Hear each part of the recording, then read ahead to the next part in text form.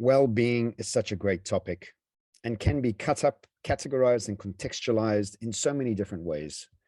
But for me, it has to start with optimism. No matter which aspect of your life you're looking at, optimism gives us the energy and the excitement to try new things, to look forward to the future.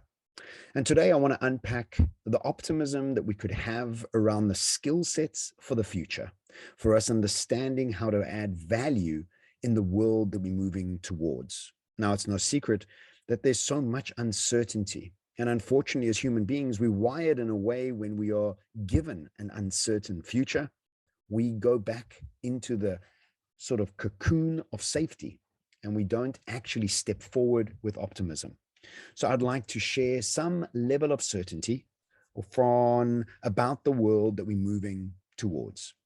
But before we go into the future and what skills we need, let's go back to the past.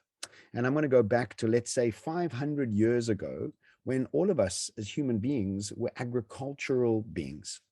And what we did then is we prioritized our brawn, our body, and our muscles, because it was our bodies that got to get us to work in the fields for 16 hours a day, feeding our families, our communities, and hopefully having something left over to trade at the markets. This agricultural process saw us develop civilizations, towns, and cities, and really was all about following the principles that our forefathers taught us. And understanding the soil and the seasons and using our bodies was by far the most important thing we could do that saw us grow and become much more civilized than we'd been before.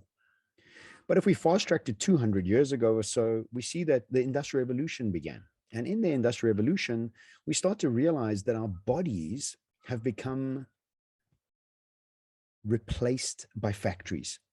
And we can't actually compete against the factories because our bodies can't work 24 hours a day. They can't pick up such heavy machinery. So we had to start developing a new skill. And this new skill that was taught to us 200 years ago and has been taught to us ever since is all about intelligence, IQ, and knowledge, left brain, process-driven thinking, outcome-based thinking. And this really has fueled the whole concept of economies of scale and efficiencies through the process of repetition, modification, and efficiencies. So for the last 200 years or so, we have been taught intelligence, IQ, and knowledge, and this has seen us create incredible success for humanity and got us to really leap forward in leaps and bounds. And in this process of the Industrial Revolution, what we have done, unfortunately, is educated almost the whole of the world exactly the same. And because of this idea of intelligence, IQ, and knowledge being the priority, we have now landed at something called the surplus society, which has a surplus of similar companies employing similar people with similar educational backgrounds, coming up with similar ideas, producing similar things with similar prices and similar quality. This has commoditized the whole world around us. And it was 200 years ago where anything that you wanted to improve, what you would do was just add electricity. You see, everything today has electricity attached to it. And all our jobs are almost commoditized, not only because everybody else is trained the same as us, but also because artificial intelligence and data is becoming more and more ubiquitous and used around the world for pretty much every touch point of our lives, just like electricity has been. So as we move into this future, everything from maps telling us where to go and how to go about doing it, to music being curated, matched, and facilitated to how we want it, is being done. And just like electricity touching every aspect of our lives, we will start to see that AI and data management will start to affect every touch point of our lives. But as we move into this new world, this quantum world, this world where new skills are required, we realize that the whole commoditization of the old skills is something we need to become aware of. And in this new future that we're moving into, we need to require new skills, one called intuition, creativity, and fascination.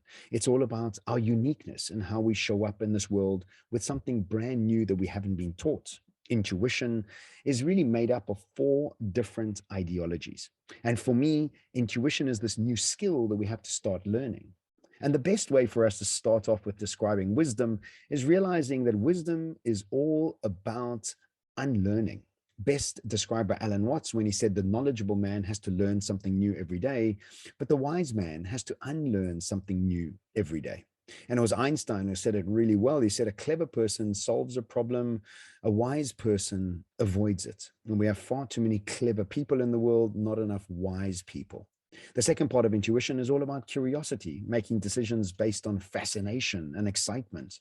And unfortunately, the world we live in makes decisions based on logical, the right thing to do, the primal decision-making process, the ego-based thing to do. And this best example I had was, I'll never choose a career path for my children. It's their responsibility to choose whatever medical school they'll graduate from. Anonymous Middle Eastern parent. I am Middle Eastern, and I know this very well because as a Middle Eastern child, you're able to have 4 careers: a doctor, a lawyer, an accountant, or a failure.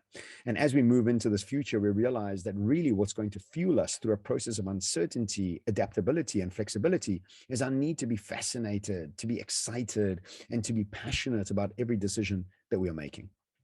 The third skill set that makes up intuition is to form a new concept of reality. And we realize that our brains are incredibly addicted to certainty. And because of this really big mistake is we have stopped imagining the possibilities of the future, trying to hold on to the safety of the past. Again, Einstein says that imagination is everything. It is the preview of life's coming attractions. And it takes us from an internal dialogue of where have I been to where am I going?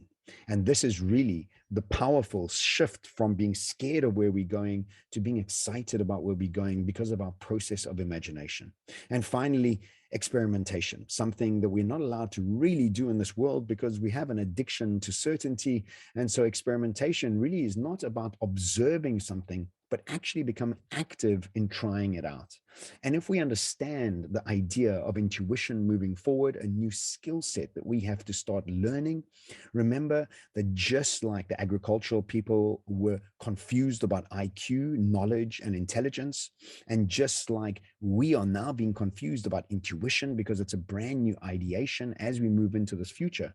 But really what we have to realize is we need to understand that our educational systems, our skill set from the past really hold us stuck to the past.